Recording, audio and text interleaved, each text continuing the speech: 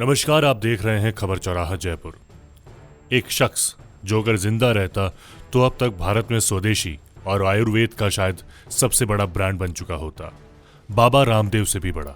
कहा जाता है कि इस शख्स को बाबा रामदेव प्रतिद्वंदी के तौर पर देखते थे। ये इंसान जिसके राष्ट्रवाद की कल्पना स्वदेशी और अखंड भारत के इर्द गिर्द बुनी गई थी। ये भारत की पूरी व्यवस्था को बदल डालने का हिमायती था।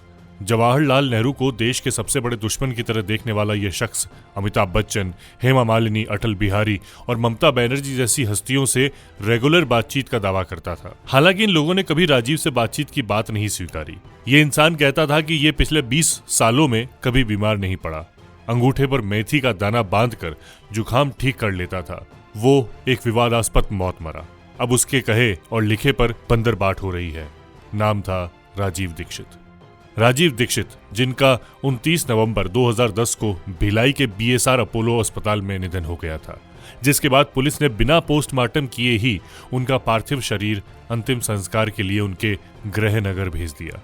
दीक्षित के परिवार वाले भी उनकी मृत्यु के कारणों पर संदेह व्यक्त करते हैं और इसको लेकर उनके परिवार वालों ने पीएम ऑफिस से भी संपर्क किया।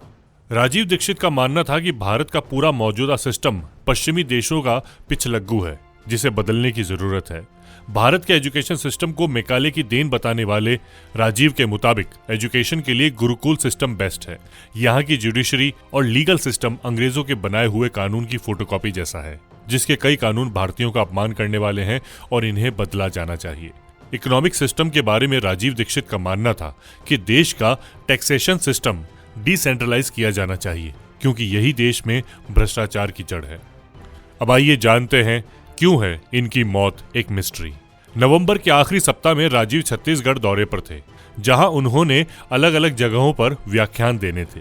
26 से 29 नवंबर तक अलग अलग जगह व्याख्यानों के बाद जब वो 30 को भिलाई पहुंचे तो उनकी तबीयत खराब हो गई।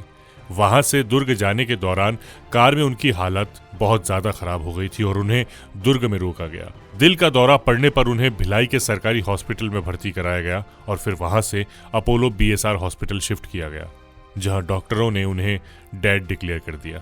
इस दौरान राजीव के साथ मौजूद लोग और डॉक्टरों का दावा है कि वो लगातार एलोपैथी इलाज के लिए मना कर रहे थे।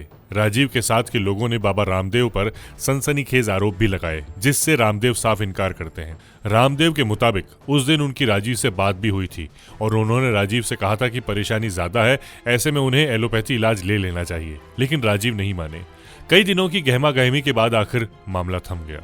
हालांकि राजीव के समर्थकों का मानना है कि मौत के बाद राजीव की बॉडी नीली पड़ गई थी। ऐसा लग रहा था जैसे उन्हें जहर दिया गया हो।